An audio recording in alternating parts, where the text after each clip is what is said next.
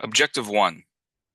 Demonstrate knowledge of principles and evidence-based instructional practices for developing language and emergent literacy skills, including phonological and phonemic awareness, concepts of print, and the alphabetic principle. Objective 1 is going to cover the most amount of questions of any objective on the test in all likelihood. Of course, there's a little bit of variance that they leave wiggle room for. That's not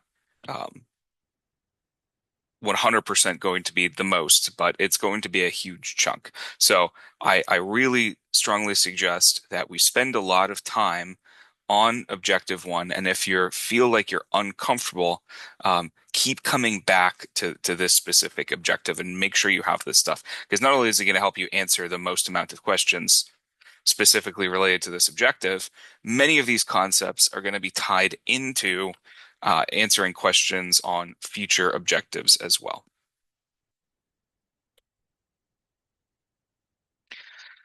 But before we talk about these specific things, we do need to get straight about how reading happens. So in the broadest brush possible, we're just going to talk just about how the brain reads, okay?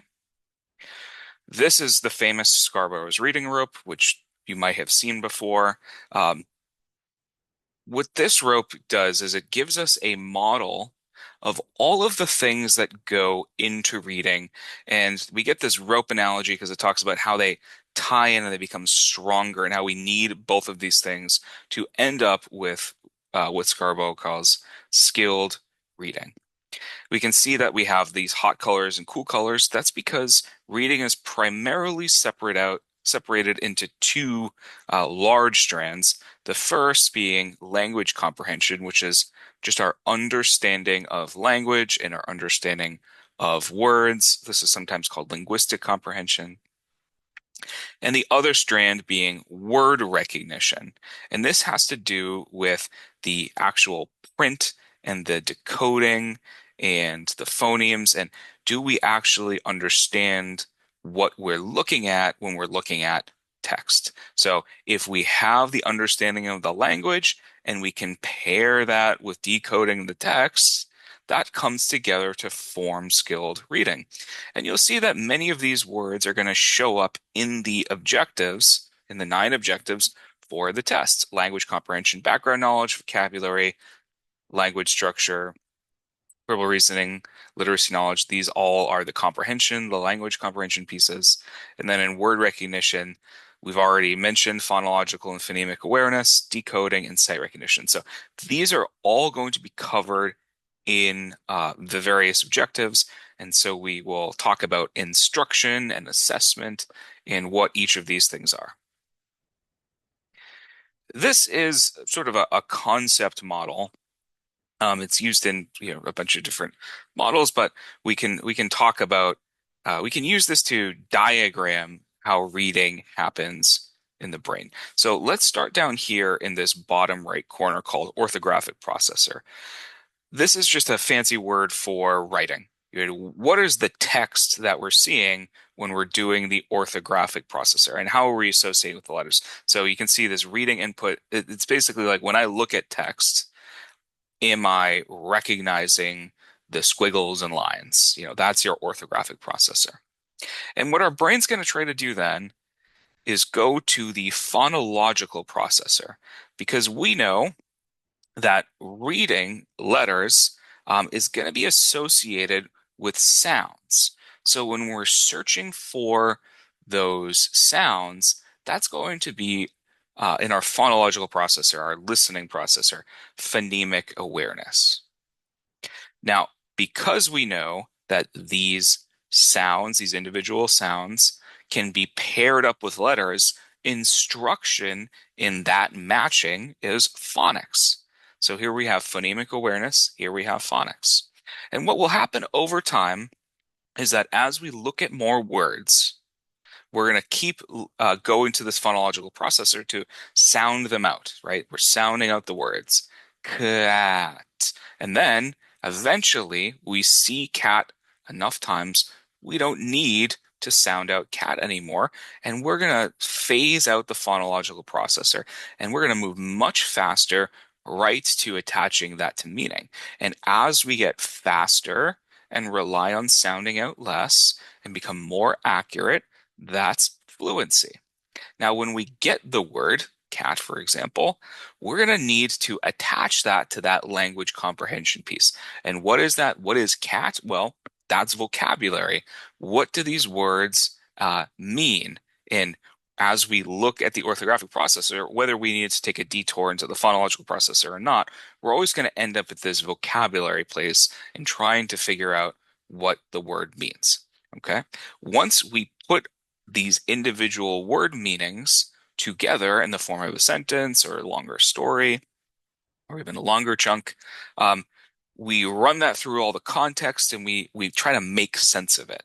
And if we successfully made sense of it, that's called comprehension. And if we're doing reading, it's specifically called reading comprehension, right? So here we can see as the brain model for how reading actually happens is mapped out onto the big five of reading. And we call these five orange rectangles right here: phonemic awareness, phonics, vocabulary, fluency, comprehension. We call those the big five of reading, and they overlap and lay right on top of how reading happens in the brain. Okay, so now that we've gotten straight about the actual process of reading and kind of zoomed out and taken a 20,000-foot view of what reading is, we are going to hyper zoom in to talk specifically about the things that are going to be objective one. And we're going to start with concepts about print, also known as concepts of print, also known as print awareness, also known as reading readiness. Lots and lots of different names for this, depending on the program you're using. The MTEL is going to refer to this as concepts of print. And what we're talking here about in concepts of print are these pre-reading skills.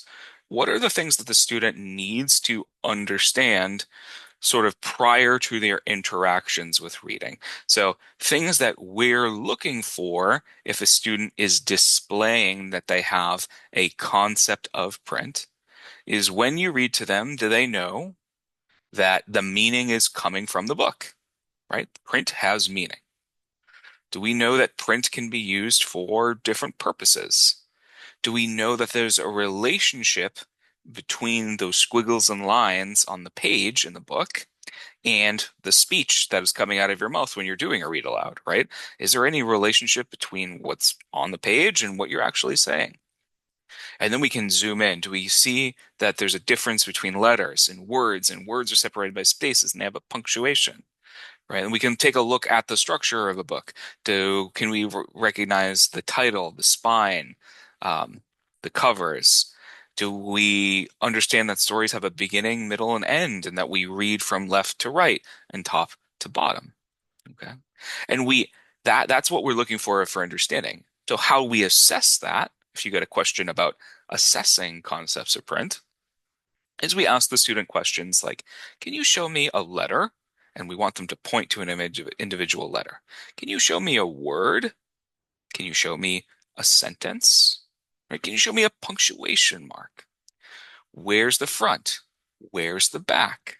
If you open up to a page, you say, where should I start reading the story? And you want them to point to the top left, right? A classic example is if you hand the student the book upside down, do they reorient the book right side up?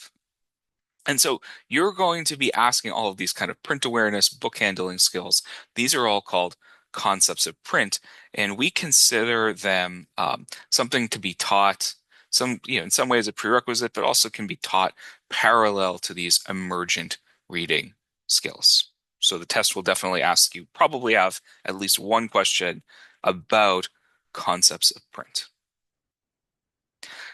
We can also talk about teaching the alphabet, right? And in reading land, we call this letter name recognition, but you might hear it in schools as teaching the alphabet.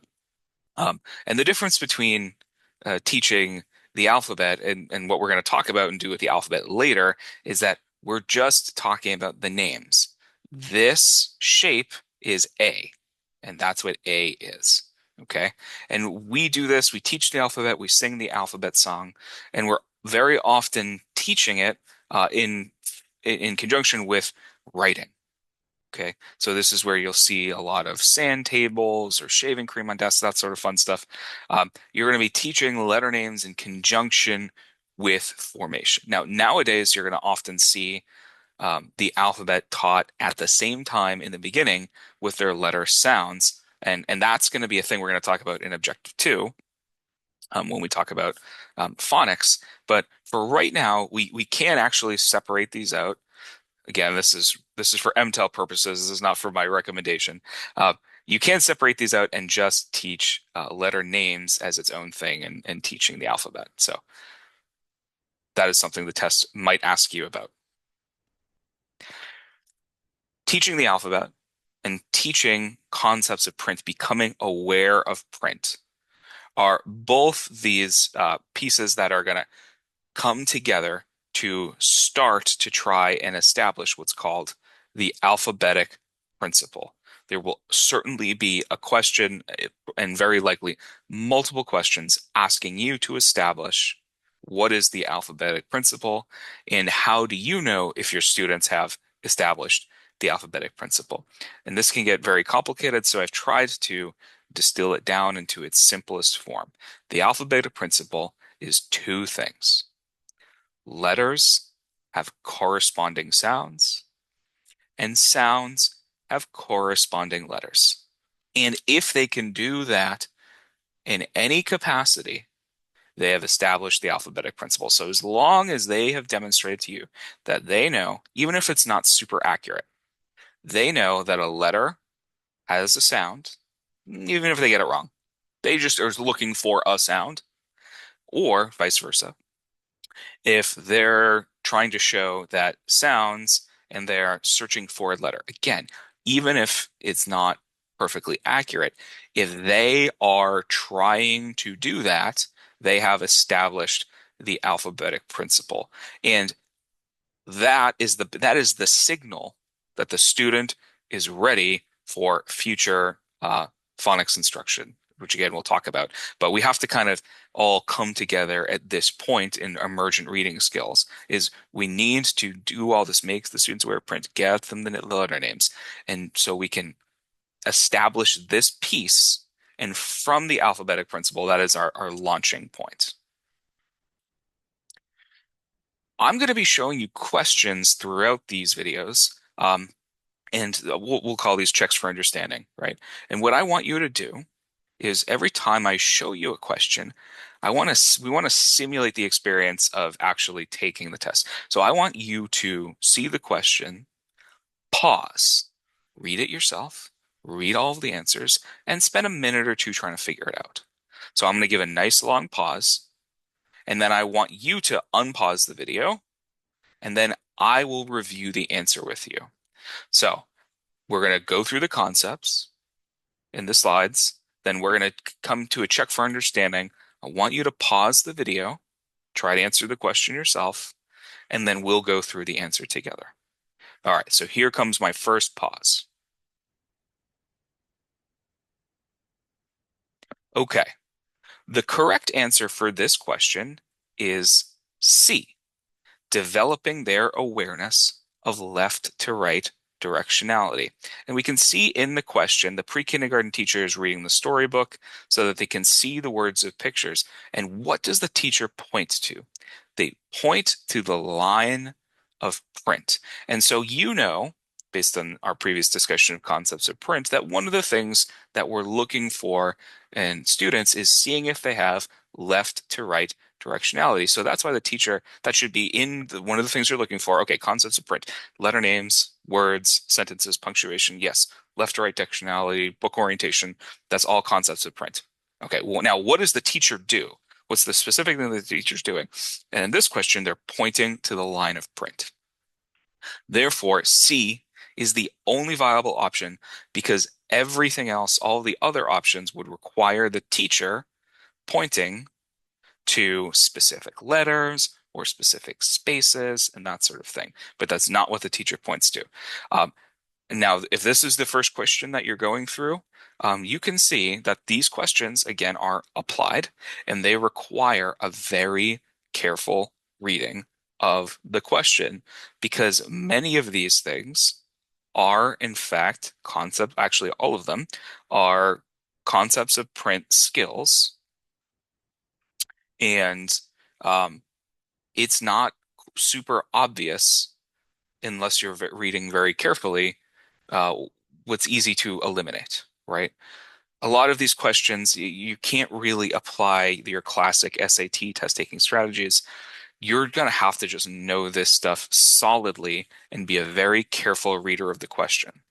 Also, there's going to be a lot of unnecessary information in the questions um, that might confuse you or might throw in other vocabulary that's not actually relevant to the question, right? We don't need the word emergent here. We can delete that. It doesn't matter that it's a storybook. It doesn't matter that it's the class. It doesn't matter that it's a bunch of children. It doesn't matter that it's a pre-kindergarten teacher. Um, it doesn't matter that the teacher is holding the book so they can see words and pictures. All that matters is the teacher points to the line of print. That's the only relevant piece of this question. And so what do we do when we're pointing to lines of print? We're developing awareness of left to right directionality. All right, next question. Pause here. The correct answer is A. The children's grasp of the alphabetic principle will be reinforced as they apply phonetic spelling. So, what this question is asking is about a stage in spelling development that we call invented spelling. And this is connected to establishing the alphabetic principle. So, what we want our kindergarten students is to just put letters and make attempts at trying to write under captions in their drawings. Um, Again, this is called invented spelling, and that's going to show us that they know that even if they're not accurate, word letters have sounds and sounds have letters. So as they're trying to do that, they're going to be demonstrating to us that principle, and as we encourage them to do that, we're going to be encouraging them to show that. The rest of the answers have to do with, you get things wrong and students learn bad habits. Research has shown that's not true. This is a normal stage of spelling development that teachers should be encouraging. So again, we can establish the alphabetic principle.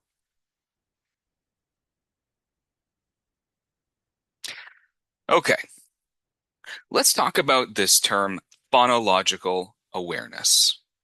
Phonological awareness is the understanding of the different ways that spoken language can be broken down and manipulated.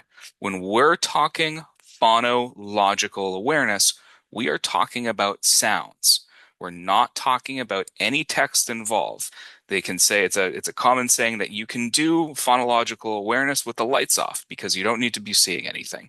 And so when students are demonstrating phonological awareness of sounds, they do not need to be looking at any texts. Um, we can break down our level of phonological awareness by the amount of language that we're able to hear separated. So as follows, students will generally develop to hear the difference between sentences and phrases, right? So very little kids are going to hear things like um, want it please, right? They're going to hear that as a whole phrase or whole sentence. They're not going to hear that broken up, but they'll hear want it please, and then other sentences next to that. They'll hear those phrases distinct and they'll start to incorporate those phrases and sentences into their language. Then eventually they're going to start to become aware that want it please is actually broken up into three different words. Want it please, right? Um, and then after that, they're going to start to become aware that words like hot dog can be broken up into syllables. And hot dog is a good example because hot dog is a compound word made up of hot and dog. And those are going to be the first kinds of syllables that students start to understand. So they can break down these different syllables. And lastly, this very important word, phoneme. Phoneme is when students are able to understand individual sounds. So phonological awareness is this umbrella term, and I'm going to show you a diagram of an umbrella in a second, that incorporates awareness of all kinds of sounds of any chunk, sentence, word, syllable, phoneme. The tricky thing is that we need to differentiate this between phonemic awareness. Phonemic awareness is a type of phonological awareness. Phonological, all sounds. Phonemic is awareness of individual sounds. So if I take the word cat, I can hear the individual sounds in cat, k, a, t. That is me breaking down the word cat, the spoken word cat, into individual phonemes. And we describe this as the most complex level of phonological awareness, and it is typically the one that develops last after hearing sounds, words, phrases, uh, etc. It is defined by the ability to hear these individual sounds in spoken language. And there's a lot of ways that students can demonstrate their ability to recognize the individual sounds, right? They can manipulate them in certain ways, they can identify them, and all of these working with individual sounds is all going to come under the umbrella of phonemic awareness, which is then under the larger umbrella of phonological awareness. So here, let's take a look at what I mean with it by this umbrella. So on the very tippy top, we see phonological awareness. That's the whole umbrella. Then we move down to the bottom left here. We have phonological awareness at the syllable level. And we can demonstrate phonological awareness at the syllable level by having students clapping syllables. And this would look something like this. Clapping syllables, right? They can do that. We can have students show phonological awareness at the word level by using rhyming and alliteration, right? Have a fun Friday, friends, is a good as a thing that we might say to our kindergartners and preschoolers and maybe first graders as well, who are developing phonological awareness and reinforcing phonological awareness at the word level. We also tend to use a lot of books with rhymes because rhyming, students recognizing rhymings and wordplay and all that funny stuff. Students will also be reinforcing their awareness that, oh, that's a separate word from that, and I'm hearing these sounds again. The last piece that comes is phoneme level phonological awareness. And phoneme level phonological awareness, we just simply call phonemic awareness. Okay. Um, the big two skills of phonemic awareness that we're going to be talking about that are precursors to reading and spelling are what's called blending and segmenting. Advanced phonemic awareness is going to be manipulating sounds, things like deletions, things like additions, that sort of thing. But the two big ones I want you to focus on as being really key to phonemic awareness are blending and segmenting. So let's take a look at those. Oh, before we get to blending and segmenting specifically, this is the overall developmental progression of phonological awareness as it leads in to making the connection between the sounds and the words, which is word recognition, right? So you can see at the bottom, students are going to be starting off with recognizing rhymes, hearing alliteration. Then students are going to start to segment sentences and phrases and hear those as separate things, not just one chunk. Then we can put syllables together. We can blend and segment, which means we put together or separate things at the syllable level. So the example of that would be if I say hot and dog, can you put those together and tell me the word? Hot dog, right? Um, Onset and rhyme. Onset is just a fancy word for the first sound, and rhyme is for all the sounds that come after the onset. So again, if I'm stuck on hot dog right now. If I take that word and the onset of hot dog would be, and the rest of the word hot dog would be the rhyme. So separating out the first sound from the rhyme. The reason we pull this out and we talk about onset and rhyme is we will often find students have an easier time pulling out and identifying the first sound in the word than any of the other individual sounds in the word, especially in the middle. Students can often find the onset and then we'll be able to find the end of the word, and then the sounds in the middle of the word are much tougher. Again, those are often vowels as well, and vowels can be especially tricky for differentiating. So we use onset and rhyme to really highlight students' ability to just point out that students often find the first sound in a word the easiest to identify. Okay. After that, once we've done onset and rhyme, we're now into all of the sounds, all the phonemes in the spoken words, segmenting and blending them, as well as deleting and manipulating. And the last piece, which is sort of the blur and the line. Now we're kind of out of phonological awareness, is where we do phoneme grapheme correspondence. We're trying to take those sounds, those phonemes, and connect them to the grapheme. And grapheme is just a fancy word for letter. So we're connecting the sounds to the letters and we're corresponding them, which means we're matching them. So we're matching sounds to letters. And then we're going to find another word later on in this webinar that when we're teaching phoneme grapheme correspondence, that is, of course, the name for phonics, right? So we have to learn to differentiate all these phono words and get these into our vocabulary, make sure we understand the difference because the MTEL is certainly going to be asking you to do that. We're going to have to be able to remember the difference between phonological awareness, phonemic awareness, and phonics. Keep the umbrella in mind. It helps. All right, another way, this is just, basically that same step ladder that I just showed you where students are moving up. This is that same thing, but just a little bit more detail, and will also gives you the additional information of typical ages.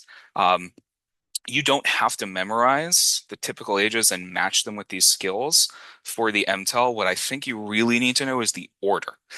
They definitely will be asking you about the order broadly. Like you should know that rhyme, students developing the ability to recognize rhymes in spoken language is going to be something that comes much earlier and is therefore considered easier than something like phoneme segmentation, right? And we can see here in the chart, rhyme is at the very top, phoneme segmentation is at the middle.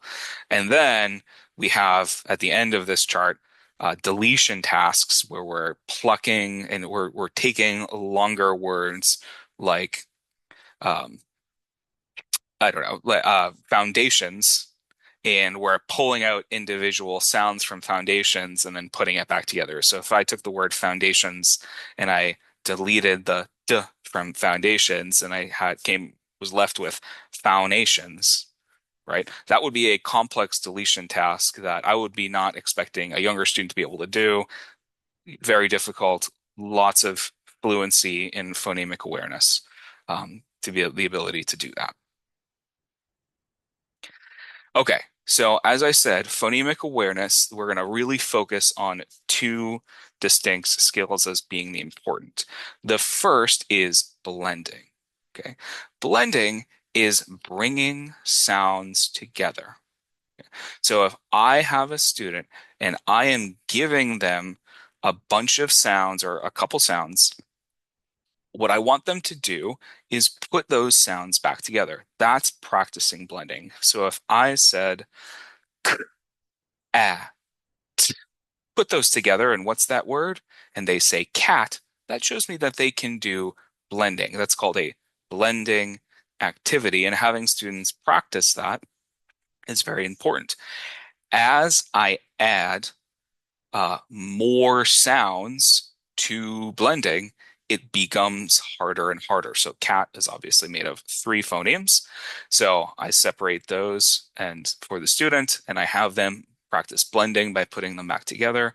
That's fairly easy, right? As we get into 4, 5, 6 phonemes, it becomes more difficult. And then even the kind of sounds will affect whether it's difficult. So some sounds are considered easier than other sounds. So a sound like B is a kind of sound that develops earlier. Um, and then another sound like zh, like a ZH sound, that's going to develop much later. I mean, I think the window for developing that sound is something around the start of first grade. So even the individual sounds uh, will affect how easy it is for a student to do a given blending activity at the phoneme level.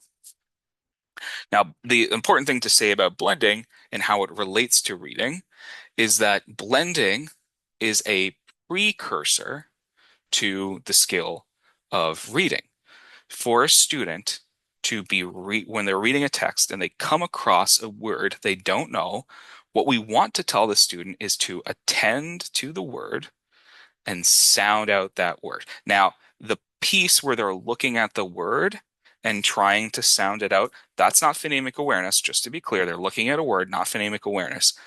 They are trying to do letter sound correspondence, so they're trying to pull those letters out. But this is where it is phonemic awareness. Once they pull the letters out and the individual sounds out of those letters, they have to put it back together to make sense of it. That's blending. That is phonemic awareness, right? So if they come across the word cat, they don't know the word cat, but they know C says k, A says a, T says t. They then pull out those sounds and they have to put them back together to make that attachment to the vocabulary word and therefore ultimately comprehend it. So this piece of blending and phonemic awareness is related to reading in that instance. So it's very, very important. We always want students to be attending to the text, doing those correspondence, and then this phonemic awareness skill of putting it back together becomes very important. And that's that phonological processor that I showed you earlier. On the flip side is I want you to think of blending and cementing as two sides of the same coin. Segmenting phonemes is breaking sounds apart. So if I gave the student the word cat and I asked them to segment it, that means I would want them to go k, a, t. And I'm doing this with my fingers if you can see me in the corner down there. You can do this in many ways. Some people like to touch their arm and go down, touch their chin. There's lots of different ways you can help students, incorporate those gross motor skills to make it more memorable, which is totally fine, and teach that phonemic awareness. But that's not super important for the MTEL. What's the important piece for the MTEL is you need to know that segmenting phonemes is breaking sounds apart. And if blending is a precursor to reading, is a component skill of reading, segmenting is going to then be a component skill of spelling. If I want a student to spell a word, right? Picture we're sitting down in a spelling test, and the word I say, spell the word cat. The cat jumped on the counter. Cat. Something like that, right? What the student needs to do to spell that word correctly, if they haven't memorized it entirely and they're still accessing their phonological processor, is they're going to be like cat. And they are going to need to segment it in their head. What says k? And then they're going to do that letter sound correspondence piece. That's not phonemic awareness, but the segmenting is. They do need to segment it into the individual sounds to match it to the letters. Matching it to the letters, of course, is phonics. But the piece where you give them the word and they have to break it apart to find those letters that they're looking for, that is phonemic awareness, and that is segmenting. How to teach it. There's a number of different evidence-based practices we could teach about phonemic awareness.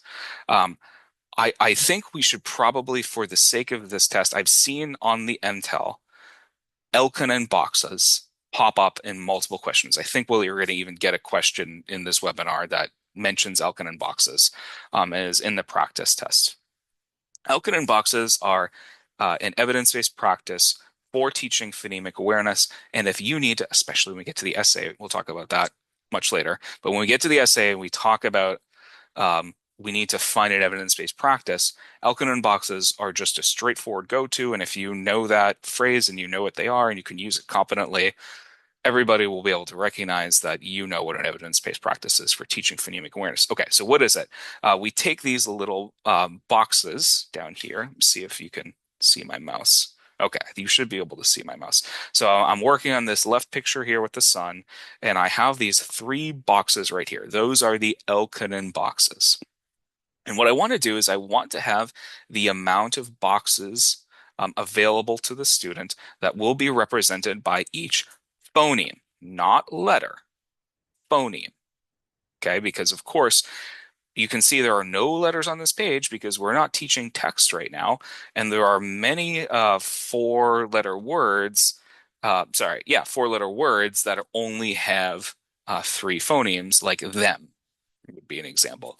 M, them would be three phonemes, four letters. So we want to make sure we have the number of boxes for the amount of phonemes, and we'll give the student the little picture of the sun here, and this will be the stimulus to prompt them to segment the sounds in sun. So if we're giving them this, this is the stimulus to prompt it. And then what they'll do is they'll move these little tokens as they say the phonemes in sun. So go ahead and try. S, uh, mm. That would be segmenting the word sun using an Elkonin box. You can also do more extensions of activities like this, like say it, move it, where I think this is a spoon, right? So spoon, how many phonemes in spoon? Four phonemes in spoon, five letters, but only four phonemes because OO says oo, which is one phoneme. So we can have students work with these tokens and they're saying these, they're blending them, they're segmenting them. Um, Lots of good stuff. Okay. The test is going to ask you, and you're going to need to I've been showing you multiple different graphics of of difficulty in phonemic awareness about what's considered easier and what's considered harder, because they're all inevitably going to be questions asking you what's easier, what's harder. Okay, there are certain sounds called continuous sounds that are considered easier. These are sounds that you can stretch out. All the vowel sounds are continuous sounds. Other sounds that are harder are the stop sounds. I already mentioned phoneme position, where the onset or the first sound is considered easier. Then, as you can see, as I said before, the last sound is then easiest after that, and the harder sounds are the sounds in the middle. And then, of course, easier are shorter sounds and words with less amount of sounds or shorter word length. And then more sounds, longer words is harder for students.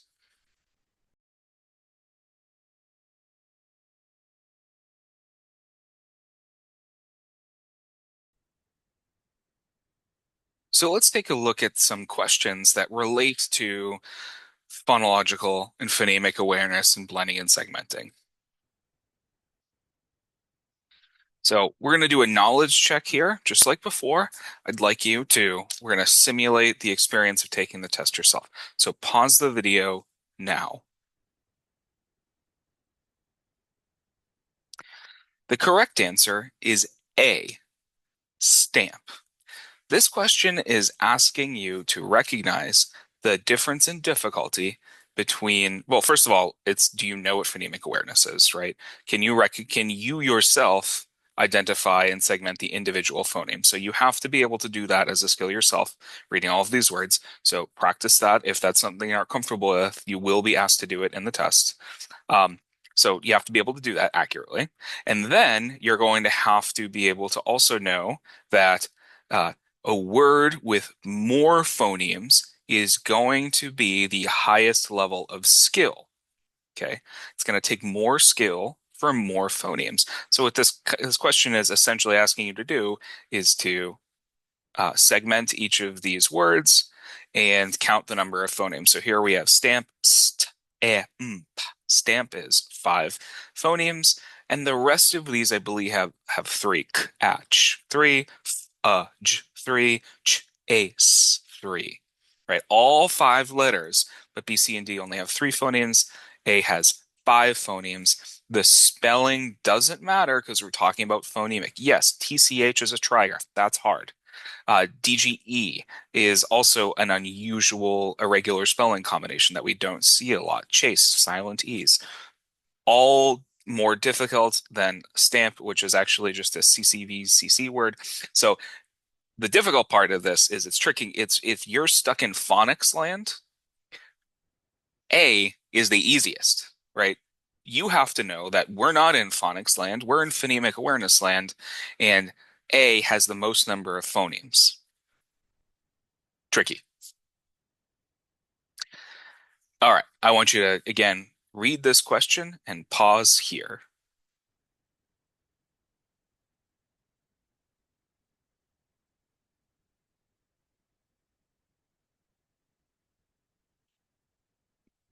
Again, the correct answer is A. Here we have, do you know what a phoneme is? Can you differentiate between what a phoneme and other kinds of phonological awareness are? So what is the difference? Cap, nap. The difference is k versus n. That's a single phoneme. That is why A is the correct answer. For B, C and C differ by zero phonemes. C and C, despite being a different vocabulary and different spelling, and they are different words, they are the same phonemes, E. Distracted and retracted differs. Now we do have a difference in sound here, but that difference is not one phoneme, it's a difference in syllable. Dis versus re. And with D, we have bashed versus basked, and those differ by phonemes, but they differ by more than one. Sh, d, sk, d. Actually, bashed, yeah. Sh versus sk, d. They differ by two or three phonemes. So the only one that differs by a single phoneme clearly is A. All right, go ahead, read the question, read the table that goes with it. Again, this is an example of a more applied question because you're going to be seeing data, you're going to be seeing information. Can you count the phonemes? Pause here.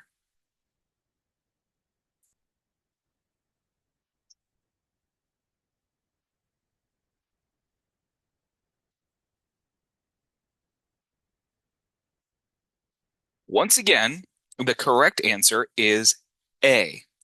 The word though has two phonemes, O. Even though it has, let's see, six letters, it only has two speech sounds. Line one is the only one that matches. Number two, b, s, t, has four speech sounds. Fresh, sh, has four speech sounds when it says five. And scratch, s, k, ch, five speech sounds when it says six. So this is just a very straightforward question. This really isn't even that applied to, well, it's not applied at all to students. Can you just count phonemes and match them accurately? So I'm showing you multiple questions that are required to do this, so start practicing. Again, read the question, read all of the information that goes through it, and pause here.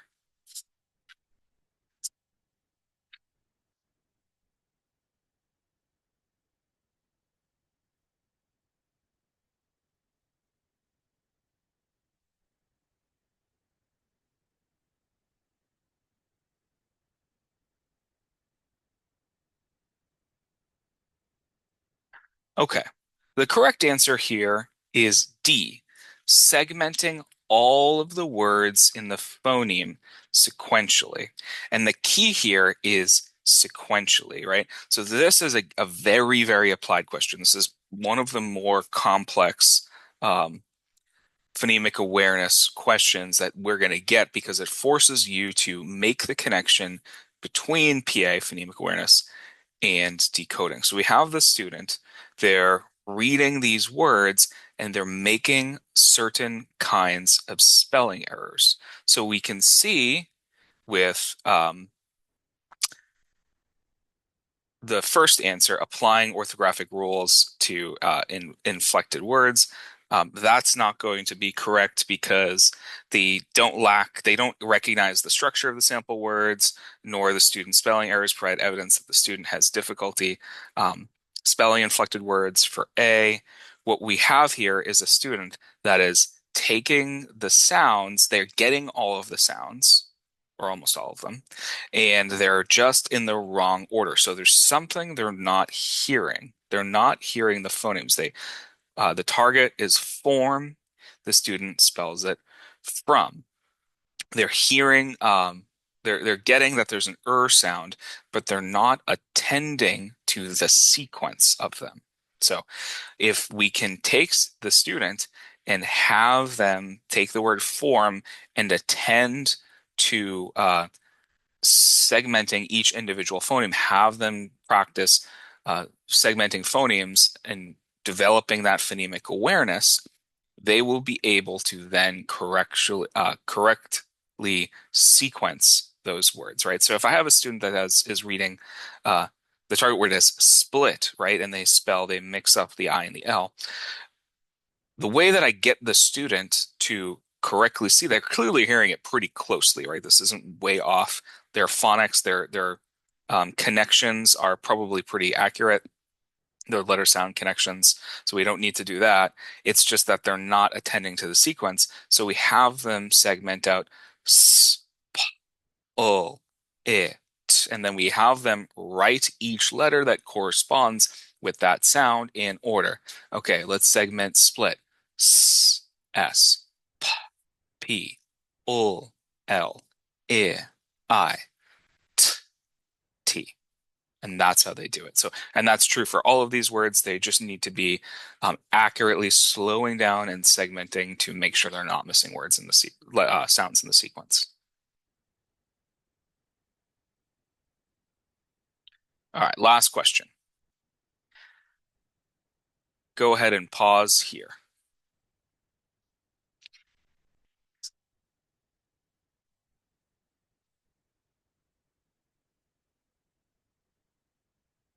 The correct answer is C. A student who, after hearing the word hat, can orally identify that it ends with the sound T. Again, phonological versus phonemic awareness. The tricky thing about this question is that all of these, well, B and D, let's go over those answers first, right? B, they listen to sing, fling, ring, hang. They know hang is different. Oh, that's a rhyming question. Sing, ring, fling, those all rhyme. Hang doesn't rhyme. Great. The student has established phonological awareness at the level of rhyming for B, but not phonemic awareness. That does not display phonemic awareness. D, the student who can segment magazine into syllables, again, wonderful. A phonological awareness skill, segmenting syllables, but not a phonemic awareness skill.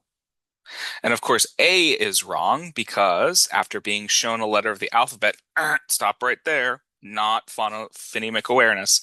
We're not bringing in letter, we're not bringing in text if we're talking about phonological and phonemic awareness for these questions. We're not doing that. So if you can see, hey, did the student was presented with a text or the student was presented with letter, you know that that can't possibly be the right answer. The only option is that they can pull out the sound t from hat. All right, that's going to wrap up objective 1. We'll pick it back up in the next video with objective 2.